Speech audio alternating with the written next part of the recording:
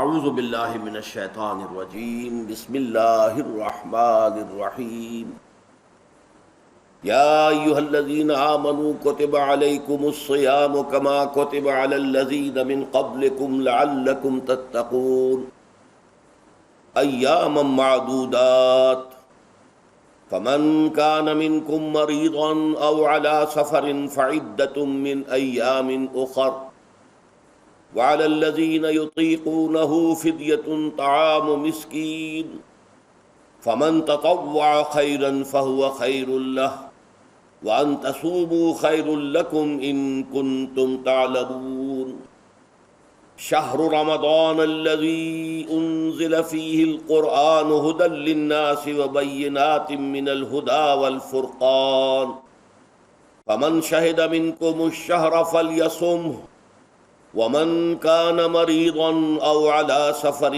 فعدة من أيام أخر يريد الله بكم اليسر ولا يريد بكم العسر ولتكملوا العدة ولتكبروا الله على ما هداكم ولعلكم تشكرون وإذا سألك عبادي عني فإني قريب أجيب دعوة الداع إذا دعان فَلْيَسْتَجِيبُوا لِي وَلْيُؤْمِنُوا بِي لَعَلَّهُمْ يَرْشُدُونَ أُحِلَّ لَكُمْ لَيْلَةَ الصِّيَامِ الرَّفَثُ إِلَى نِسَائِكُمْ هُنَّ لِبَاسٌ لَكُمْ وَأَنْتُمْ لِبَاسٌ لَهُنَّ عَلِمَ اللَّهُ أَنَّكُمْ كُنْتُمْ تَخْتَانُونَ أَنفُسَكُمْ فَتَابَ عَلَيْكُمْ وَعَفَا عَنْكُمْ فَالْآنَ بَاشِرُوهُنَّ وَابْتَغُوا مَا كَتَبَ اللَّهُ لَكُمْ وَكُلُوا وَاشْرَبُوا حَتَّى يَتَبَيَّنَ لَكُمُ الْخَيْطُ الْأَبْيَضُ مِنَ الْخَيْطِ الْأَسْوَدِ مِنَ الْفَجْرِ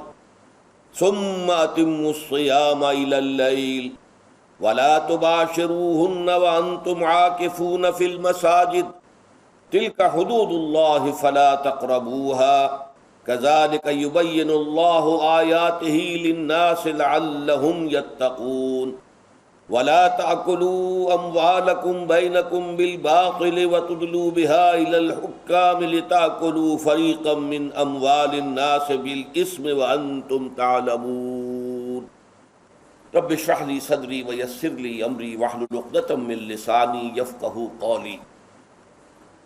محترم حاضرین اور معزز خواتین، آپ کو معلوم ہے کہ آج ہماری گفتگو جو ہے عظمت رمضان اور عظمت صیام و قیام رمضان مبارک پر گفتگو ہوگی، تاکہ ہم لوگ ذہناً اور قلباً کچھ تیار ہو جائیں رمضان مبارک کی جو برکتیں ہیں ان سے صحیح طور پر مستفید ہونے کے لیے۔ میں نے ابھی آپ کو 6 آیات پڑھ کر سنائی ہیں۔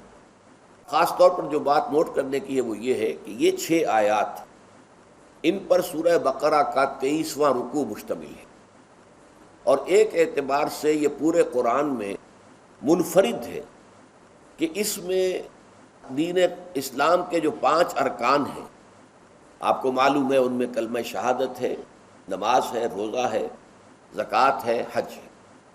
تو ان میں سے ایک رکن جو ہے صیام، روزہ، اس کے بارے میں اس کے جملہ احکام، ابتدائی احکام کیا تھے، تکمیلی احکام کیا تھے، پھر اس کی حکمت درجہ بدرجہ۔ روزہ محض روزہ ہوتا تو اس کی حکمت کیا تھی، مقصد کیا تھا، اور روزے کے ساتھ رمضان مبارک کا پروگرام قیام اللیل کو شامل کیا گیا تو اس کا مقصد کیا ہے، اس کا مطلوب کیا ہے، اس کا مقصود کیا ہے۔ یہ ساری چیزیں جو ہیں وہ ایک مقام پر آ گئی۔ نماز کے بارے میں آپ کو معلوم ہے کہ اس کا حکم تو بے شمار جگہ آیا ہے، لیکن احکام وضو کے حکم کہیں اور ہیں، نماز سفر کی اس کا حکم کہیں اور ہے، نماز خوف کا حکم کہیں اور ہے، اور اوقات جو ہے نماز کے وہ مختلف مقامات سے اخذ کیے گئے ہیں۔ کسی ایک جگہ پر تفصیل کے ساتھ 5 جو نماز کے اوقات ہیں وہ موجود نہیں ہیں۔ اس اعتبار سے وہ قرآن مجید کے اندر وہ معاملہ جو ہے منتشر ہے۔ اسی طرح زکوٰۃ کا معاملہ ہے کہ زکوٰۃ کا حکم تو بے شمار مرتبہ آیا ہے، اس کے احکام قرآن میں نہیں ہے۔ اس کا نصاب کیا ہے، کس کے ذمے زکوٰۃ واجب ہے، اس کی کیا ریشو ہے، کیا نسبت ہے، کیا مقدار ہے، کہیں نہیں ہے، یہ احادیث سے ہے۔ حج کا معاملہ ہے تو وہ بھی کم سے کم 2 مقامات پر، بلکہ اس سے زائد مقامات پر آپ کو اس کا ذکر ملے گا۔ مکی صورتوں میں بھی ہے سورہ حج، اس میں 2 رکوع مسلسل ہیں، پھر مدنی صورتوں میں سے سورہ بقرہ، اس کے بعد جو ہے 23ویں رکوع کے بعد 24 اور 25واں رکوع پورا جو ہے وہ حج کے مناسک پر مشتمل ہے۔ اس سے کچھ پہلے جو ہے وہ سعی بین الصفا والمروہ جو ہے اس کا ذکر 20ویں رکوع کے آخر میں آ چکا ہے۔ حج کی فرضیت کا حکم جو ہے وہ سورہ آل عمران میں ہے۔ لیکن یہ کہ یہ صوم کی عبادت جو ہے، جو کہ خود ایک رکن ہے اسلام کا، اس کے معاملے میں یہ 6 آیات اتنی جامع ہیں کہ اگر ان کو انسان سمجھ لے تو کل معلومات جو ہے صوم کے بارے میں جو مطلوب ہیں وہ اس کو حاصل ہو جائے گی، اس کے احکام بھی، اس کی حکمتیں بھی۔ تو اسی حوالے سے آج ان پر گفتگو ہوگی، لیکن درس کے انداز میں نہیں، بلکہ میری اپنی گفتگو کے دوران ان آیات کا حوالہ آئے گا، تو میں چاہوں گا کہ آپ اس وقت بھی اپنی نگاہیں جو ہیں اس کے ٹیکسٹ کے اوپر مرکوز کریں، تاکہ آپ کے ذہن میں جو ہے یہ مضامین آیات کے الفاظ کے ساتھ ایسوسیشن قائم کر کے محفوظ ہو جائیں۔ بس اس تمہید کے بعد اب میں شروع کروں گا استقبال رمضان کے ضمن میں روزے کی حکمتیں کیا ہیں، اس کے احکام کیا ہیں۔ نمبر 1، شریعت محمدی میں روزے کی تدریجی فرضیت۔ یہ جو تمہیدی مضمون ہے اس ضمن میں وہ بہت اہم ہے۔ پہلی بات یہ جان لیجئے کہ اہل عرب جو ہیں، قریش بھی، اہل مکہ اور قریش کے تابع بقیہ تمام بنی اسماعیل بھی، اور ان کے تابع جو بھی عرب میں دوسرے قبیلوں کے لوگ تھے کہ جو عربی تھے اور مشرک تھے، وہ سب اس کے اندر مراد ہیں۔ ان لوگوں میں روزے کی عبادت معروف نہیں تھی۔ یا تو یہ ہے کہ حضرت ابراہیم علیہ السلام کے زمانے میں روزے کی عبادت تھی ہی نہیں، کیونکہ یہ لوگ اپنے قول کے مطابق ملت ابراہیم پر تھے، لیکن یہ ہے کہ بہرحال روزے کی عبادت سے ناآشنا تھے۔ کیا وجہ ہے یہ ہم نہیں جانتے۔ آپ کو معلوم ہے نماز سے وہ واقف تھے، اگرچہ اس کا حلیہ انہوں نے بگاڑ دیا تھا، تالیاں بجاتے تھے، سیٹیاں بجاتے تھے یہ، لیکن نماز کہتے تھے اسے نماز۔ طواف سے وہ واقف تھے، اگرچہ اس کے ضمن میں اتنی گھناؤنی حرکت بھی کی تھی کہ مرد اور عورتیں وہ بالکل برہنہ ہو کر طواف کرتے تھے، تو اسے بہت فضیلت والی بات سمجھتے تھے، بہت خدا رسیدگی کی بات سمجھتے تھے کہ کامل برہنہ ہو کر طواف کیا جائے، لیکن بہرحال طواف تھا۔ اسی طرح قیام عرفہ، قیام منی یہ بھی موجود تھے۔ تو حج کے بھی بہت سے ارکان جو ہیں وہ ان کے ہاں معروف تھے، اور ویسے خیرات و صدقات، چاہے زکوٰۃ ایک خاص نظام کے تحت نہیں تھی، لیکن زکوٰۃ و صدقات، بھوکوں کو کھانا کھلانا، یہ ان کے ہاں اعلیٰ اقدار میں یہ چیزیں شامل تھیں، اخلاقیات کے اونچے مقامات میں۔ اس صوم کا ان کے ہاں قطعاً کوئی ذکر نہیں تھا، لہٰذا ہمیں پورے مکی قرآن میں اس کا کہیں ذکر نہیں ملتا۔ البتہ مدینے میں جب حضور تشریف لائے اور صحابہ کرام ہجرت کے بعد، تو یہاں آپ نے دیکھا کہ یہودی جو ہے وہ روزہ رکھتے ہیں یوم عاشورہ کا، 10 محرم کا۔ تو حضور نے دریافت کیا کہ یہ تم 10 محرم کو روزہ کیوں رکھتے ہو؟ تو انہوں نے کہا کہ یہ دن ہماری نجات کا دن ہے۔ 10 محرم کو اللہ تعالیٰ نے فرعون کو غرق کیا تھا اور ہمیں نجات دی تھی اس کے ظلم و ستم سے، تو شکرانے کے طور پر ہم روزہ رکھتے ہیں۔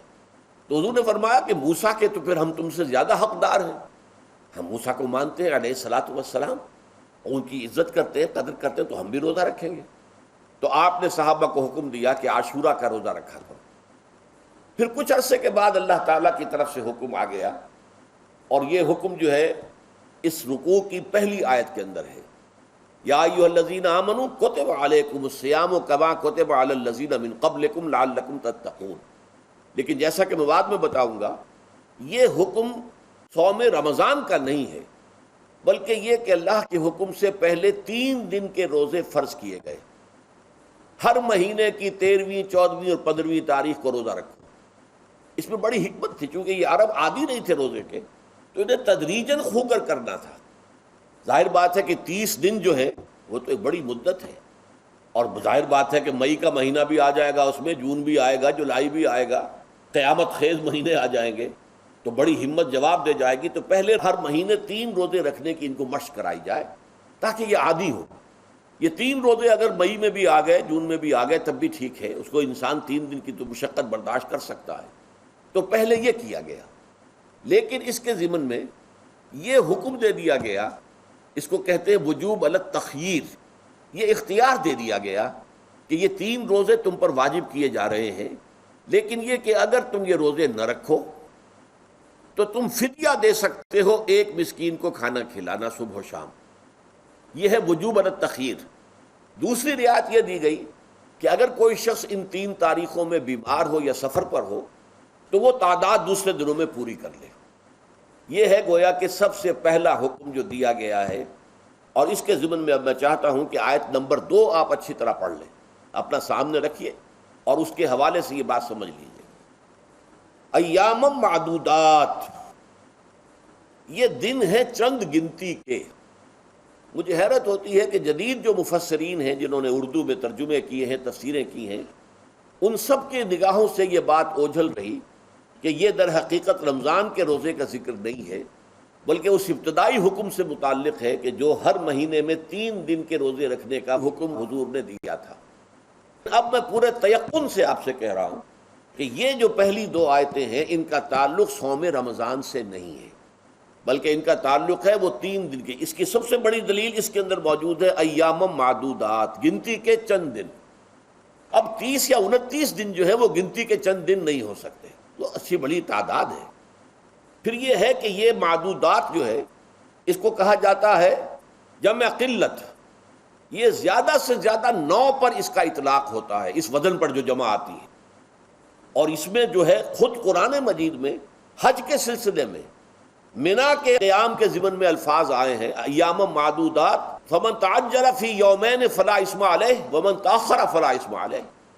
منا میں قیام ہے گنتی کے چند دن، تو جو 2 دن ہی میں جلدی کر کے وہاں سے واپس ہو جائے اس پہ بھی کوئی گناہ نہیں ہے، اور جو مؤخر کر کے 3 دن پورے کرے اس پر بھی کوئی گناہ نہیں. تو وہاں پر بھی نظیر موجود ہے کہ 2 یا 3 دن پر اس کا اطلاق ہو رہا ہے.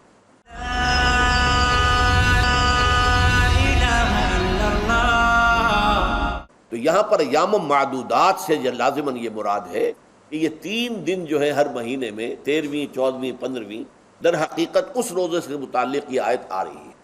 اور یہ بھی نوٹ کر لیجئے کہ رمضان کے روزے کی فرضیت کے بعد بھی حضور کا معمول اور آپ کے صحابہ کا اور جو بھی ہمارے ہاں اتباع کرتے ہیں حضور صلی اللہ علیہ وسلم کا نوافل میں بھی ان کا یہ معمول ہے. ہر مہینے میں یہ 3 روزے حضور بعد بھی رکھتے تھے اور آپ کے بہت سے صحابہ رکھتے تھے، اور آج بھی ہمارے ہاں بہت سے لوگ جو دیندار ہیں اور جن کے اندر یہ جذبہ ہے اتباع سنت کا وہ رکھتے ہیں. 13ویں 14ویں اور 15ویں تاریخوں کا ان کو ایام 20 کہتے ہیں. اس کی راتیں روشن ہوتی ہیں، 13ویں رات 14ویں رات 15ویں رات. چاند جو ہے اس کے اندر آپ کو معلوم ہوتا ہے 14ویں کو تو مکمل ہوتا ہی ہے، 13ویں اور 15ویں کا بھی تقریباً مکمل ہے. تو ایام 20 کے روزے جو ہیں بعد میں بھی برقرار رہے ہیں، لیکن نفلاً. فرض اس کے بعد جو ہے وہ رمضان کے روزے ہو گئے. تو ایام معدودات یہ دن ہیں گنتی کے. فمن کان منکم مریضا او علی سفر فعدۃ من ایام اخر. تو جو کوئی بھی تم میں سے ہو بیمار یا سفر پر تو وہ تعداد پوری کر لے دوسرے دنوں میں. ایک تو یہ رعایت ہو گئی. دوسری رعایت وعلی الذین یطیقونہ فدیۃ طعام مسکین.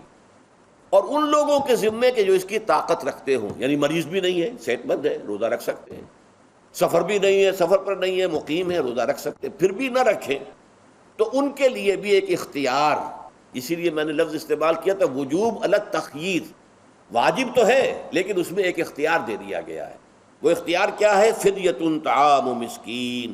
تو پھر یہ ہے کہ ایک مسکین کو کھانا کھلا دینا. فدیہ کہتے ہیں کسی چیز کا بدل ہو جائے، جیسے کہ جنگی مجرم ہے اس کا فدیہ ہے، گویا کہ اس کو دے کر وہ پھر آزاد ہو جائے گا، فدیہ اس کو کہتے ہیں. ففدیۃ طعام مسکین. لیکن یہ ہے کہ فمن تطوع خیرا فہو خیر اللہ. اور جو نیکی سے خیر کرنا چاہے مزید تو وہ اس کے لیے بہتر ہے. ایک کے بجائے 2 کو کھلائے، 3 کو کھلائے، 4 کو کھلائے، 10 کو کھلائے، تو یہ تو ترغیب ہے. لیکن کم سے کم ایک مسکین کو کھانا کھلانا 2 وقت کا. وَأَن تَصُومُوا خَيْرٌ لَكُمْ. اب دیکھیے یہ لفظ بول رہے ہیں، اگر تم روزہ رکھو تو یہ تمہارے حق میں بہتر ہے. یعنی اگرچہ اختیار تمہیں دے دیا ہے، اختیار یہ ہے کہ روزہ رکھو، اگر نہ رکھو تو فدیہ دے دو ایک مسکین کا کھانا. لیکن اگر تم روزہ رکھو، ان کنتم تعلمون، اگر حقیقت میں تم علم رکھتے ہو کہ روزے کے اندر کیا کیا برکات ہیں تو تمہیں روزہ لازماً رکھنا چاہیے. تشویق اور ترغیب موجود ہے لیکن یہ کہ اس کی فرضیت یا وجوب نہیں ہے. یہ تھا ابتدائی حکم روزے کی ضمن میں. اب اس کے بعد اگلی آیت جو ہے اس کے بھی پہلے حصے کو مت پڑھیے. شہر رمضان الذی انزل فیہ القرآن، اس کے بارے میں تو بعد میں گفتگو ہوگی. بینات من الہدا والفرقان. لیکن اگلا جملہ فمن شہد منکم الشہر فلیصم، اب یہ رمضان کے روزے کی فرضیت کا حکم آیا ہے. رمضان کا مہینہ وہ ہے جس میں قرآن نازل کیا گیا. اس کے بارے میں جیسا کہ میں نے عرض کیا پھر بعد میں عرض کروں گا. لیکن جو شخص بھی تم میں سے موجود ہو اس مہینے میں، اپنے گھر میں موجود ہے، اپنے شہر میں موجود ہے، سفر پر نہیں ہے، یا یہ ہے کہ جو شخص بھی اس مہینے کو پائے، اس کی زندگی میں یہ مہینہ آ جائے، یہ برکتوں کا ایک موقع اسے مزید حاصل ہو جائے، فلیصم، یہ امر کا صیغہ ہے، یہ وجوب ہے مطلقاً. اب اس میں جو دو رعایتیں پہلے دی گئی تھی ان میں سے ایک کو برقرار رکھا. وَمَنْ كَانَ مَرِيضًا أَوْ عَلَى سَفَرٍ فَعِدَّةٌ مِّنْ أَيَّامٍ أُخَرَ، جو شخص ہو مریض، بیمار ہو یا سفر پر ہو، فَعِدَّةٌ مِّنْ أَيَّامٍ أُخَرَ، تو وہ تعداد پوری کر لے دوسرے دنوں میں. يُرِيدُ اللَّهُ بِكُمُ الْيُسْرَ وَلَا يُرِيدُ بِكُمُ الْعُسْرَ، اللہ تمہارے ساتھ آسانی چاہتا ہے، سختی نہیں چاہتا. یہ اصل میں کیوں کہا ہے؟ اس کی وجہ سمجھ لیجئے، آج بھی آپ کو اپنے ہاں ایسے لوگ مل جائیں گے جن کا تقویٰ کا تصور اتنا غلط ہو گیا ہے کہ 104 درجے کا بخار ہے، روزہ چھوڑنے کو تیار نہیں. بھلے آدمیوں، اللہ نے تمہیں ایک رخصت دی ہوئی ہے تو خام خواہ اپنے اوپر یہ شدت کیوں لے رہے ہو؟ لیکن لیتے ہیں، روزہ چھوڑنے کو تیار، روزہ قضا نہیں کروں گا. سفر پر جا رہے ہیں اور روزہ قضا کرنے کو تیار نہیں. ایک موقع پر ایک غزوے کے دوران ایسا ہوا کہ کچھ لوگوں نے روزہ رکھا ہوا تھا، لیکن وہ اتنے یوں سمجھیے مزمحل ہو گئے کہ جب پڑاؤ پر پہنچے تو جن کا روزہ نہیں تھا انہوں نے تو بڑی چاق و چوبند طریقے سے خیمے نصب کیے، سارا بندوبست کیا، اور یہ جا کر بے سدھ ہو کر، بے ہوش ہو کر گر پڑے. تو حضور نے فرمایا ان کو دیکھ کر، لیس من البر الصیام فی السفر، سفر میں روزہ رکھنا یہ کوئی نیکی کا کام نہیں ہے. یہ نیکی کا غلط تصور ہے کہ جو تم نے اپنے اختیار کر لیا. یہ تمہارے اندر تشدد پسندی پیدا ہو رہی ہے. دین کے احکام میں جو مقصد ہے وہ کیا ہے؟ یرید اللہ بکم اليسر ولا یرید بکم العسر. اسی پر عمل کرتے ہوئے حضور نے فرمایا ہے کہ جو بھی علماء دین ہیں یا جو رہنمایان دین ہیں ان کا کام کیا ہے؟ آپ نے فرمایا یسروا ولا تعسروا، دیکھو آسانیاں پیدا کرو، سختیاں پیدا نہ کرو. دین میں سختیاں پیدا کرنا بھی وہ اسر اور اغلال بن جاتا ہے کہ جس کو رفع کرنے کے لیے اور جس سے لوگوں کو، یہودیوں کو اور تمام اہل کتاب کو نجات دینے کے لیے اللہ تعالیٰ نے اپنے رسول محمد صلی اللہ علیہ وسلم کو بھیجا کہ جہاں وہ نیکی کا حکم دیتے ہیں، بدی سے روکتے ہیں، پاکیزہ چیزوں کو حلال ٹھہراتے ہیں اور خبیث چیزوں کو، ناپاک چیزوں کو حرام قرار دیتے ہیں، وہیں وہ لوگوں کے اوپر سے وہ بوجھ بھی ختم کرتے ہیں کہ جو انہوں نے خام خواہ اپنے اوپر لاد لیے.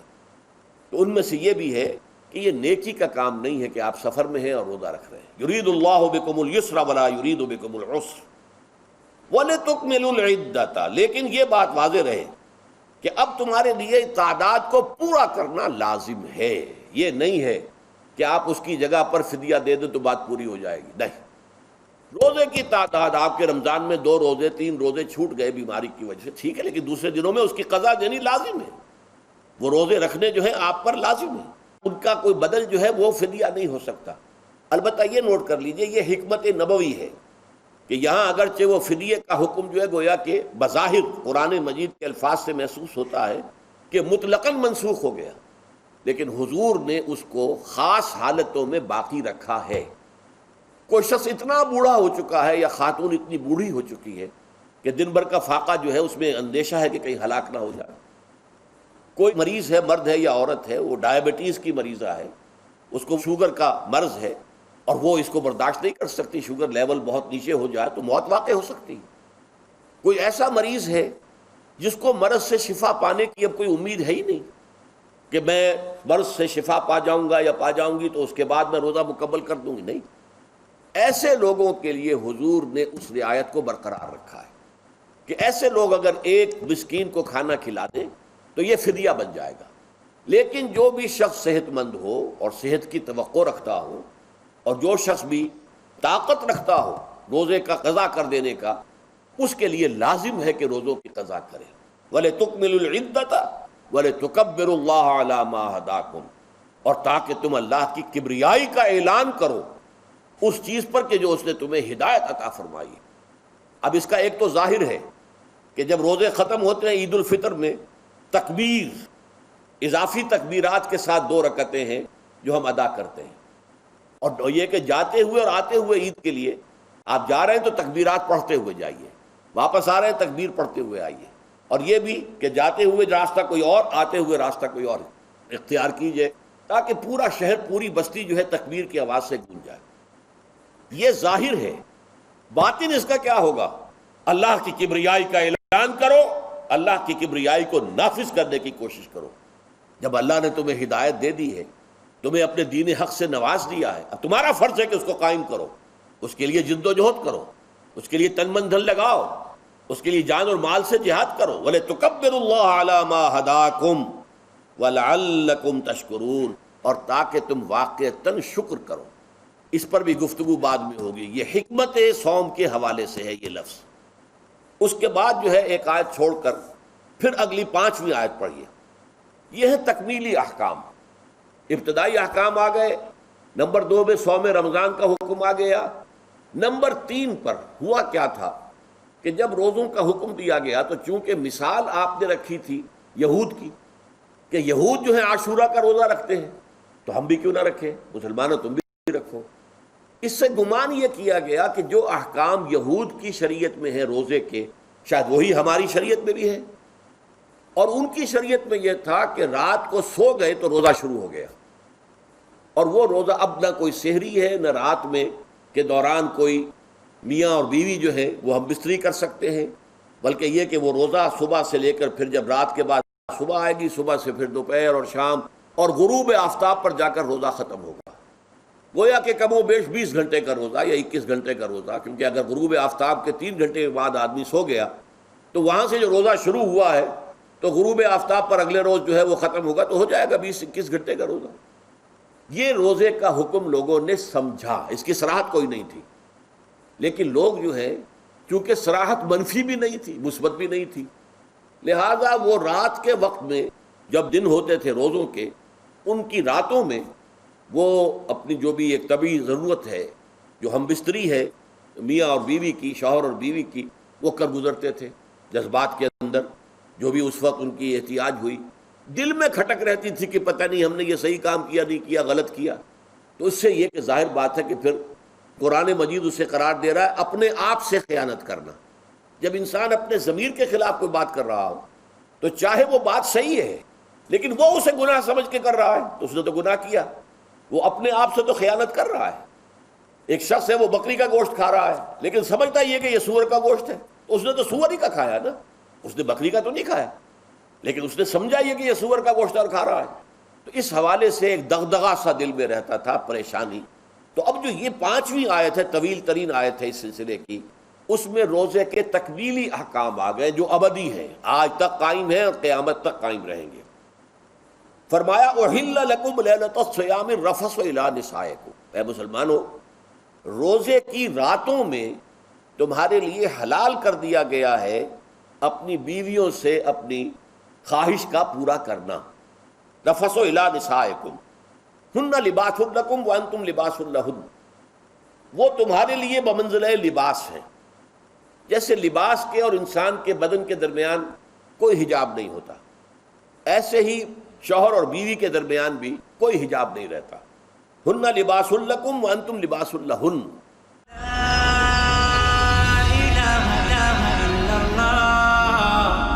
یہ 5ویں آیت ہے، طویل ترین آیت ہے اس سلسلے کی، اس میں روزے کے تکمیلی احکام آ گئے جو ابدی ہیں، آج تک قائم ہیں اور قیامت تک قائم رہیں گے. فرمایا احل لکم لیلۃ الصیام الرفث الی نسائکم، اے مسلمانوں روزے کی راتوں میں تمہارے لیے حلال کر دیا گیا ہے اپنی بیویوں سے اپنی خواہش کا پورا کرنا. رفث الی نسائکم ہن لباس لکم وانتم لباس لہن، وہ تمہارے لیے بمنزلہ لباس ہیں. جیسے لباس کے اور انسان کے بدن کے درمیان کوئی حجاب نہیں ہوتا، ایسے ہی شوہر اور بیوی کے درمیان بھی کوئی حجاب نہیں رہتا. ہن لباس لکم وانتم لباس لہن.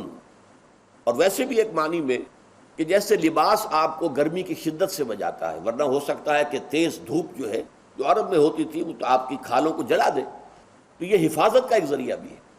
اسی طریقے سے شوہر کے لیے بیوی اپنی عفت و عصمت کو برقرار رکھنے کے لیے ایک ذریعہ ہے. کہ کہیں حرام میں منہ نہ مارے، بیوی موجود ہے، حلال ذریعے سے اپنی خواہش پوری کرے. اور بیوی کے لیے شوہر اسی طریقے سے ایک ڈھال بن جاتا ہے کہ اسے خام خواہ ادھر ادھر دیکھنے کا کوئی خیال بھی کبھی نہ آئے، اس کی جو بھی نفسانی خواہش ہے اس کی شوہر پورا کر رہا ہے. تو اس اعتبار سے بھی ہن لباس لکم وانتم لباس لہن. علم اللہ انکم کنتم تختانون انفسکم، اللہ کے علم میں ہے کہ تم اپنے آپ سے خیانت کر رہے تھے. اس کی وضاحت میں پہلے کر چکا ہوں کہ دل میں یہ دغدغہ تھا کہ یہ حرام کام اور کر رہے ہیں. یہ گویا کہ اپنے آپ سے خیانت، اللہ سے بغاوت نہیں تھی. کیوں؟ کہ اللہ تعالیٰ کی طرف سے تو حکم تمہیں معلوم تھا ہی نہیں ابھی، آیا اس کی اجازت ہے یا نہیں ہے، لیکن اپنے آپ سے تو خیانت کر رہے ہو نا. تم یہ سمجھ رہے تھے کہ یہ نہیں ہونا چاہیے، یہ گویا کہ ممنوع ہے اور کر رہے تھے. تو اس کو کہا کہ تم اپنے آپ سے خیانت کر رہے تھے. علم اللہ انکم کنتم تختانون انفسکم فتاب علیکم، تو اللہ نے تم پر اپنی رحمت اور مغفرت کے ساتھ توجہ فرمائی. یعنی جو کچھ اب تک ہو چکا ہے اسے اللہ نے معاف کر دیا، اسے صاف کر دیا، کلین سلیٹ. اب تمہارا جو اعمال نامہ ہے اس میں اس طرح کا اگر کوئی عمل درج ہو گیا ہے تو وہ اللہ نے صاف کر دیا ہے. وعفا عنکم، اور تمہیں معاف بھی کر دیا ہے. فالآن باشروہن، تو اب تم ان کے ساتھ جو بھی تعلق زن و شو ہے اس کو اختیار کر سکتے ہو. فالآن باشروہن وابتغوا ما کتب اللہ لکم، اور حاصل کرو وہ کچھ اللہ نے تمہارے لیے لکھ دیا ہے. یہ تعلق زن و شے سے دو چیزیں ہیں کہ جو مقصود ہیں. ایک تو سب جانتے ہیں اولاد، ہر انسان کی خواہش ہوتی ہے کہ میری نسل کا تسلسل باقی رہے. لیکن نمبر دو ایک شے اور ہے، قرآن مجید میں بیان کیا گیا، بلے تسکنوا الیہا، اس میں ایک سکون ہے. اس میں جو بھی ہے، جو بھی عمل ہے مباشرت کا، اس میں ایک اعصابی طور پر سکون کی کیفیت انسان کو حاصل ہوتی ہے. تو یہ بھی مطلوب و مقصود ہے. تو ما کتب اللہ لکم، تمہارے لیے اللہ نے اس میں ایک تو اولاد کا معاملہ رکھ دیا ہے اور ایک تمہارے لیے سکون کا، لتسکنوا الیہا، تاکہ تم ان کی طرف توجہ کر کے سکون حاصل کرو. فالآن باشروہن وابتغوا ما کتب اللہ لکم وکلوا واشربوا، اب سحری کا حکم آ گیا. وَكُلُوا وَاشْرَبُوا حَتَّى يَتَبَيَّنَ لَكُمُ الْخَيْطُ الْأَبْيَضُ مِنَ الْخَيْطِ الْأَسْوَدِ مِنَ الْفَجْرِ، اور کھاتے رہو اور پیتے رہو یہاں تک کہ تمہارے لیے فجر کے وقت کے اعتبار سے سفید ڈوری سیاہ ڈوری سے بالکل علیحدہ ہو جائے. اصل میں اس کو بعض صحابہ نے تو سمجھا کہ یہ لغوی معنی اس کے لیے لیے کہ آپ اپنے تکیے میں ایک سفید دھاگا رکھ لیا اور ایک کالا رکھ لیا اور دیکھتے رہتے تھے. جب یہ سفید اور کالا علیحدہ علیحدہ نظر آنے لگے تو پھر روزے رکھنے کا وقت شروع ہو چکا اور اب کھانا پینا بند کر دیا جائے. فرمایا گیا یہ مراد نہیں ہے. یہ جب پاؤں پھٹتی ہے تو اس کے اندر ایک سفید سی لکیر جو ہے افق کے اوپر آتی ہے، یہ ہے مراد، کہ وہ جو سفید لکیر ہے وہ ظاہر ہو جائے اور وہ رات کے اختتام کا گویا کہ ایک اعلان اور علم بن جائے. تو وَكُلُوا وَاشْرَبُوا، اب اس کی جو ہے بڑی تاکید کی گئی ہے. تسحروا فإن فی السحور برکۃ، سحری ضرور کیا کرو، اور یہ در حقیقت برکت کا ذریعہ ہے. یہ بھی آپ نے فرمایا ہمارے اور یہود کے روزے کے مابین جو فرق ہے وہ سحری ہے.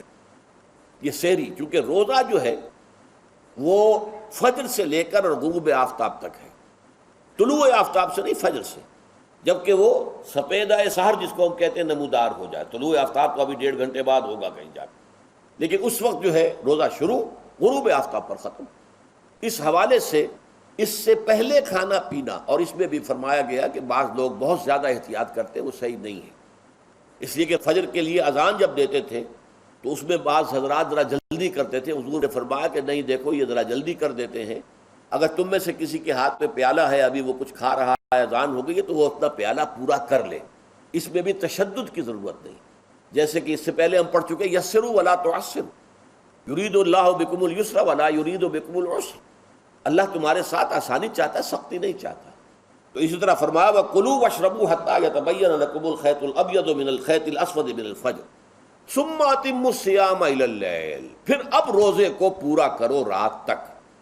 إِلَى اللَّيْلِ میں پھر بڑی بحثیں ہوئی ہیں. اس لفظ کی مناسبت سے اہل تشیع اس کے قائل ہیں کہ جب کہ خوب اندھیرا ہو جائے، لیکن اہل سنت کا اجماع ہے کہ غروب آفتاب اس سے مراد ہے، اس لیے کہ آغاز رات کا غروب آفتاب کے ساتھ. اور اس میں بھی احادیث کے اندر آیا ہے کہ تعجیل کرنی چاہیے.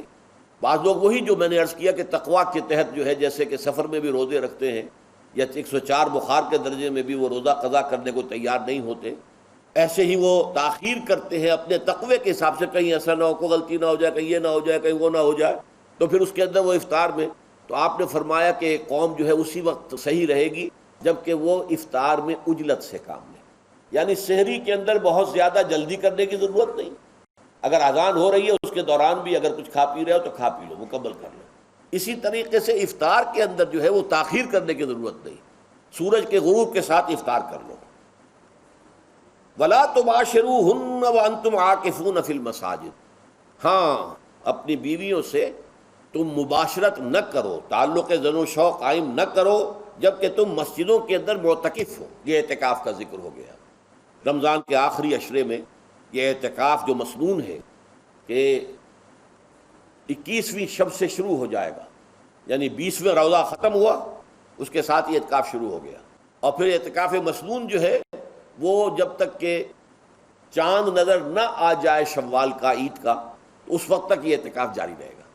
یہ ہے مسنون اعتکاف۔ اس کی کیا حکمت ہے وہ میں بعد میں عرض کروں گا۔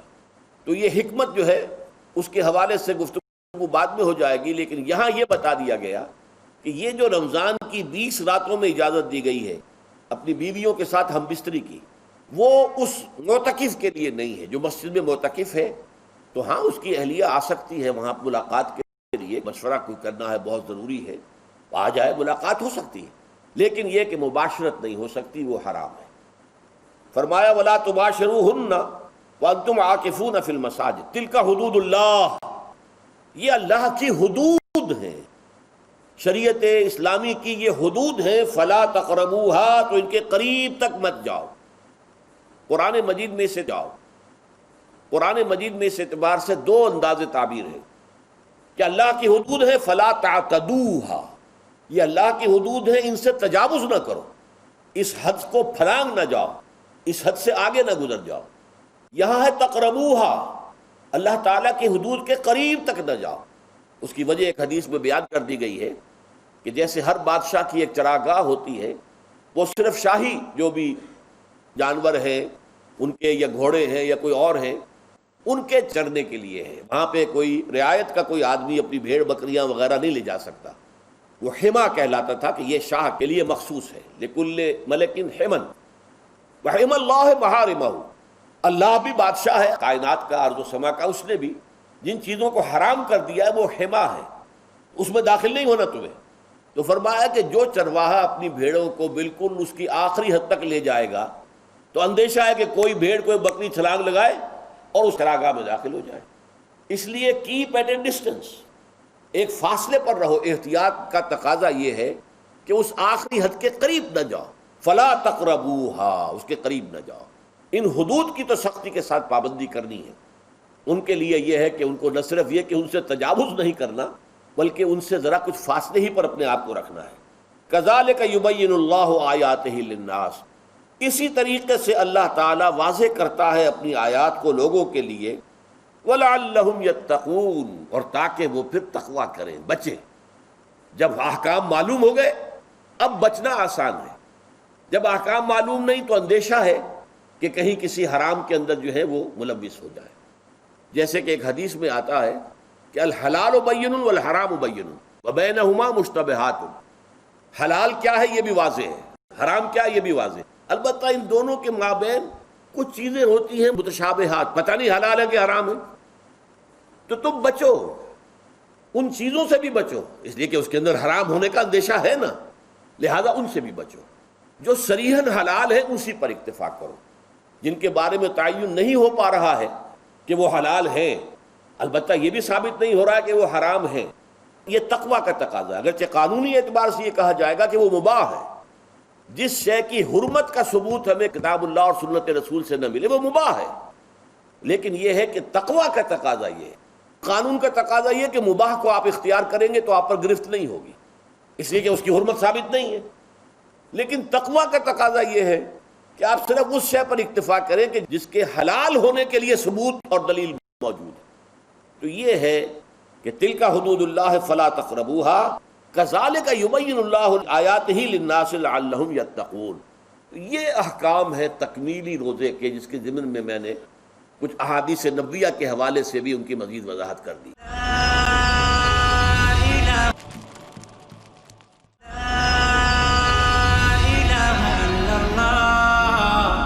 اب آئیے تیسری بات، روزے کا اصل حاصل کیا ہے؟ اب پہلی آیت پر ہمیں توجہ دینی ہوگی۔ یا ایھا الذین آمنوا کتب علیکم الصیام، اہل ایمان تم پر روزہ فرض کیا گیا، لکھ دیا گیا، طے کر دیا گیا۔ اگرچہ جیسا کہ میں نے عرض کیا یہ ابتدائی حکم ہے، اور اس میں وجوب علی التخییر وہ بعد میں آ چکا دوسری آیت میں۔ کما کتب علی الذین من قبلکم، جیسے کہ یہ فرض کیا گیا تھا ان پر جو تم سے پہلے تھے، یعنی یہود اور نصارہ، ان پر بھی یہ روزہ جو ہے یہ فرض تھا۔ البتہ احکام مختلف ہو گئے، جیسے جمعے کا دن، اور جمعے کو چھوڑ کر یہودیوں نے سبت کا دن اختیار کیا، عیسائیوں نے جو ہے وہ سنڈے کو اختیار کر لیا، لیکن احکام میں فرق ہے۔ وہاں پورے سبت کے دن، ہفتے کے دن کاروبار دنیاوی مطلقاً حرام، لیکن ہمارے ہاں شریعت کے اندر آسانی پیدا کی گئی کہ صرف جمعے کی اذان سے لے کر نماز ادا ہو جانے تک وہ حرام ہے، لیکن باقی یہ ہے کہ اس سے پہلے بھی اگر کرو، اور بعد میں جب فَإِذَا قُضِيَتِ الصَّلَاةُ فَانتَشِرُوا فِي الْأَرْضِ وَابْتَغُوا مِن فَضْلِ اللَّهِ، جب نماز ادا ہو چکے تو جاؤ، منتشر ہو سکتے ہو زمین میں، اور اللہ تعالیٰ کے فضل کو تلاش کر سکتے ہو۔ تو اسی طریقے سے اگرچہ حکم روزہ جو ہے وہ تو سابقہ امتوں میں بھی تھا، لیکن یہ اس کے احکام جو ہیں ان کے اندر تغیر و تبدل ہے۔ کتب علیکم الصیام کما کتب علی الذین من قبلکم لعلکم تتقون، تاکہ تمہارے اندر تقوی پیدا ہو جائے۔ اب یہ ہے حکمت صوم کی پہلی آیت۔ تقوی کسے کہتے ہیں؟ بچنا۔ کس چیز سے بچنا؟ اللہ نے جو چیزیں حرام کی ان سے بچنا، اللہ کے احکام کو توڑنے سے بچنا۔ دیکھیے یہ لفظ جو ہے اس کا مادہ ہے وا، قاف اور یا، وقا۔ وقا یقی کے معنی ہے کسی کو بچانا۔ ہم دعا مانگتے وقنا عذاب النار، اے اللہ ہمیں آگ کے عذاب سے بچا لے، لیکن اتقا بنتا ہے باب افتعال، واو تے میں شامل ہو گئی تو اتقا، اور اسی سے تقوی ہے۔ تقوی کے معنی کیا ہے؟ بچنا، خود بچنا۔ وقا یقی دوسرے کو بچانا۔ بچنا اللہ کے احکام کو توڑنے سے، اللہ کی حرام کردہ چیزوں میں ملوث ہونے سے، اللہ کے غضب سے، غصے سے، اللہ کی ناراضگی سے، اور آخرت میں اللہ کے عذاب سے۔ یہ بچنے کی روش ہے، پوری زندگی میں بھی اس کو جاری رکھو۔ یہ تقویٰ زندگی میں کیا ہوگا؟ اللہ کے احکام کو توڑنے سے بچنا، اللہ کی حرام کردہ چیزوں میں ملوث ہو جانا، ان کا استعمال کرنا، کھانے پینے سے متعلق ہوں یا وہ شہوت سے متعلق ہوں یا کسی اور چیز سے متعلق ہوں، اس سے بچنا۔ اور یہ بچنا جو ہے آخرت میں نتیجہ خیز ہوگا، جہنم سے بچاؤ ہو جائے گا، آگ کے عذاب سے نجات مل جائے گی۔ اچھا روزے کا اس سے تعلق کیا ہے یہ سمجھ لیجئے۔ دیکھیے ہمارے گناہوں کا سب سے بڑا سبب ہمارے نفسانی تقاضے ہیں۔ ہم ایک حیوان بھی ہیں، اور حیوان سے برتر بھی کچھ ہے، وہ میں بعد میں عرض کروں گا، لیکن حیوان تو ہے۔ جیسے ہر حیوان کو کچھ خوراک کی ضرورت ہے، ہمیں بھی ضرورت ہے۔ ہر حیوان کو بقائے نسل کا معاملہ جنسی ہے، وہ ہمارا بھی ہے۔ ہر حیوان کو کوئی نہ کوئی سر چھپانے کی جگہ چاہیے، کوئی گھونسلہ ہو، کوئی کھو ہو، کوئی بل ہو، کچھ بھی ہو، کچھ تو چاہیے آخر۔ اسی طریقے سے ہمارے سارے تقاضے ہیں۔ حیوانات کو بھی آرام چاہیے، ہمیں بھی آرام چاہیے۔ یہ حیوانی تقاضے جو ہیں جن کو ہم کہیں گے اینیمل انسٹنکٹس، ہمارے وجود کے اندر ہیں یہ، اور ان کا تقاضا ہمارے اندر سے ابھرتا ہے۔ اسی کو اڈ اینڈ لیبیڈو کہا ہے فرائڈ نے۔ جدید نفسیات کا بابا آدم جو ہے وہ فرائڈ ہے، اس نے اسے اڈ اور لب سے تعبیر کیا ہے، اس سے اوپر سیلف کو لایا ہے، اور اس کے بعد جو ہے وہ سپر ایگو ہے۔ تو یہ تین درجے اس نے متعین کیے ہیں، اور میں اس کی دقت نظر، ایکیوٹی آف آبزرویشن کا بہت قائل ہوں۔ اگرچہ نظریات کا جو نتیجہ اس نے نکالا ہے وہ غلط ہے، لیکن ایکویٹی آف آبزرویشن کا قائل ہوں کہ اس نے انسانی شخصیت کے تین لیولز کو آئیڈینٹیفائی کیا ہے۔ اس نے کہا اڈ اینڈ لیبیڈو یہ لوسٹ ہے، پھر ایگو سیلف، پھر سپر ایگو، تین لیول وہ بھی مانتا، اگرچہ ان کی تعبیر اس نے غلط کی ہے، لیکن جہاں تک ایڈ اور لیبیڈو کی تعبیر ہے وہ صحیح ہے، وہ حیوانی تقاضے ہیں۔ اچھا، ان حیوانی تقاضوں کے بارے میں یہ بات بالکل واضح رہنی چاہیے کہ یہ اندھے بہرے ہیں، انہیں صرف اپنی گریٹیفیکیشن، اپنے تسکین سے ساری بحث ہے، اس سے کوئی غرض نہیں کہ حلال ذریعے سے ہو حرام ذریعے سے ہو۔ پیٹ کھانے کو مانگتا ہے بھوک کے اندر، اب آدمی جو ہے حرام کے اندر بھی بیمار بیٹھتا ہے، یہاں تک کہ خود شریعت اجازت دیتی ہے کہ اگر جان پر بن جائے آدمی جو ہے وہ فاقے سے مر رہا ہو تو وہ کوئی حرام چیز کھا کر بھی اپنی جان بچا سکتا ہے، لیکن عام حالات میں نہیں۔ لیکن ہو سکتا ہے ہمارا چٹخارا جو ہے وہ حرام کی طرف ہمیں لے جائے، کسی کو واقعتاً اللہ نہ کرے کہ سور کے گوشت کا چسکا لگ جائے، وہ اس کے بغیر بچتا ہی نہیں، کھاتا ہے، شراب کی عادت ہو گئی پیتا ہے، یہ نہیں۔ تو ہمارا پیٹ مانگتا ہے اور اسے اس سے غرض نہیں کہ حلال سے کھایا ہے یا حرام سے کھایا ہے۔ ہماری شہوت اپنی تسکین چاہتی ہے، اسے اس سے غرض نہیں کہ حلال سے یا حرام سے، جائز سے یا ناجائز سے۔ اسی طریقے سے ہمارے تمام تقاضے جو حیوانی ہیں، ایک تو یہ کہ بہت زوردار ہیں، اور چونکہ وہ اندھے بہرے ہیں لہذا جو قرآن میں کہا گیا ان النفس لامارۃ بالسوء، یہ نفس تو بدی کا حکم دیتا ہی ہے، یہ گویا کہ اس کے اندر رجحان جو ہے انہیرنٹ ہے کہ وہ بدی کی طرف انسان کو ترغیب دلاتا ہے، چاہے وہ اپنی ضروریات سے متعلق ہو، چاہے چٹخاروں سے متعلق ہو، چاہے جو بھی لذت اسے درکار ہے اس سے متعلق ہو، چاہے وہ جنسی لذت ہے اور چاہے وہ طعام کی، یعنی جسے ہم کہتے ہیں کہ انسان جو ہے وہ اپنے پیٹ اور فرج کا غلام بن کر رہ جائے، اس لیے کہ جو تقاضا بھی آیا ہے اس کو وہ پورا کر رہا ہے۔ یہ جو کیفیت انسان کی ہے، اس کے لیے ایک مشق جو ہے وہ روزہ فراہم کرتا ہے۔ روزے کے آپ نے 12، 13، 14 گھنٹے کا بھی روزہ ہوتا ہے، بعض جگہوں پر 16، 17 گھنٹے کا روزہ ہوتا ہے۔ اس عرصے میں آپ اپنے نفس کو حلال چیزوں سے بھی روکے رکھتے ہیں، اس مزور بھیڑوں کو جو ہے آپ اس کی لگام کس کر رکھتے ہیں کہ حلال بھی نہیں کھانے دے رہے، بھوک لگی ہوئی ہے، کھانا بہترین موجود ہے، نہیں کھا سکتے، اللہ کا حکم نہیں ہے، اللہ کی اجازت نہیں۔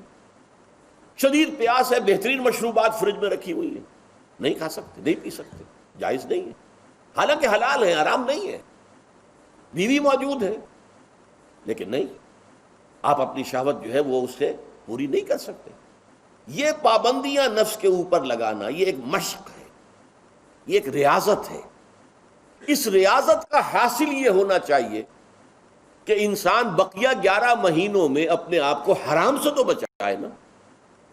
یہاں وہ حلال سے رکا ہوا ہے اللہ کے حکم سے، کہ حلال چیز بھی نہیں کھا رہا، دن بھر نہیں پی رہا، دن بھر نہیں اپنی کوئی شہوت پوری کر رہا، دن بھر حلال ذرائع سے بھی، تو اس سے اس کے اندر یہ ایک جس کو ہم کہیں گے سیلف کنٹرول پیدا ہو جائے، اپنے نفس کو قابو میں کر لے۔ یہ گویا کہ اس کا سب سے پہلا اس روزے کی ریاضت، روزے کی مشق کے حوالے سے یہ اس کی حکمت ہوئی کہ اس کے ذریعے سے انسان میں سیلف کنٹرول پیدا ہو رہا ہے، ضبط نفس۔ یہاں پہ تھوڑی سی میں وضاحت کر دوں، رہبانیت کے اندر آپ کو معلوم ہے کہ سیلف اینیہیلیشن، انگریزی الفاظ جو ہیں وہ زیادہ بعض لوگوں کے لیے واضح ہوں گے، نفس کشی، نفس کو کچل دینا، ختم کر دینا، مار دینا، یہ رہبانیت میں ہوتا ہے، اسلام میں نہیں۔ اسلام کا نظام بڑا متوازن ہے، ان لنفسک علیک حقا وان لزوجک علیک حقا وان لزورک علیک حقا۔ حضور نے فرمایا دیکھو تمہارے نفس کا بھی تم پر حق ہے، اسے مناسب حد تک آرام دینا بھی تمہارے ذمے ہے، اسے غذا بہم پہنچانا بھی تمہارے ذمے ہے، فرق صرف کیا ہے، حلال سے ہو حرام سے نہ ہو، اس کی شہوت کو پورا کرنا بھی تمہارے ذمے ہے، فرق صرف کیا ہے، جائز راستے سے ہو حرام سے نہ ہو۔ اس کا نام ضبط نفس ہے، سیلف اینیہیلیشن، نفس کو کچل دینا۔ یہ جو تپسیائیں جو ہیں کرتے رہے ہیں، اور جو سب سے زیادہ معاملہ جو ہے وہ جو راہب ہوتے تھے حضرت مسیح علیہ السلام کے پیروکاروں میں، انہوں نے تاریخ کے اندر جو مثالیں دی ہیں اس کا جو ہے اندازہ کرنا مشکل ہو جاتا ہے کہ کس درجے وہ لوگ اپنے نفس کو کچل دیتے ہیں، جس کا قرآن مجید میں سورہ حدید میں ذکر بھی ہے۔ اکثر لوگ تو پابندی نہیں کر سکتے تھے، اپنے اوپر پابندیاں لگانے کے بعد غلط راستوں پر بھی چل پڑتے تھے، لیکن جو لوگ ان پابندیوں کو نبھاتے تھے وہ کس انتہا تک جاتے تھے۔ کبھی آپ جو ہے ہسٹری آف کرسچن موناسٹسزم پر جو تاریخ کی کتابیں لکھی گئی ان کو پڑھیں تو اندازہ ہوگا۔ واقعہ یہ کہ رونگٹے کھڑے ہو جاتے ہیں انسان پر کہ اس درجے میں انہوں نے اپنے نفس کو کچلا۔ لیکن اسلام کا اصل معاملہ کیا ہے؟ توازن، اعتدال. تمہارے نفس کا بھی تم پر حق، ان لنفسک علیک حقا، تمہاری بیوی کا بھی تم پر حق ہے، وان لزوجک علیک حقا، اور تمہارا جو بھی کوئی ملاقاتی آئے، کوئی دوست ہے، اس کا بھی زورک علیک حق ہو، زیارت کرنے کے لیے کوئی آیا اس کا بھی حق ہے، ان کے حقوق ادا کرو. حضرت عبداللہ ابن عمرو بن العاص رضی اللہ تعالی عنہما صحابہ کرام میں اس اعتبار سے بہت ممیز تھے کہ ان پر عبادت جو ہے، عبادت گزاری کا اتنا غلبہ ہو گیا تھا. ہر روز روزہ رکھتے تھے اور رات کو پوری رات کھڑے رہتے تھے. حضور کو اطلاع دی گئی، حضور نے طلب کیا فوراً. آپ نے فرمایا یا عبداللہ، کیا ہمیں یہ خبر نہیں دی گئی انک تصوم الدہر وتقوم اللیل، کہ تو ہمیشہ رات کو کھڑا رہتا ہے نماز میں اور ہر روز روزہ رکھتا ہے؟ اب ظاہر بات ہے حضور کے حضور میں جھوٹ کیسے بولتے؟ ویسے بھی جھوٹ بولنے کا سوال نہیں صحابی کے لیے. تو عرض کیا بلا یا رسول اللہ، ایسی تو صحیح ہے. فرمایا لا تفعل، ہرگز ایسا مت کرو. فإن لنفسك عليك حقا وإن لزوجك عليك حقا وإن لزورك عليك حقا، تمہارے نفس کا بھی تم پر حق ہے. روزہ رکھو بھی اور افطار بھی کرو. بہترین روزہ جو ہے وہ حضرت داؤد علیہ السلام کا تھا، ایک دن روزہ رکھتے تھے، ایک دن افطار کرتے تھے. اللہ اللہ یا ربی یا اللہ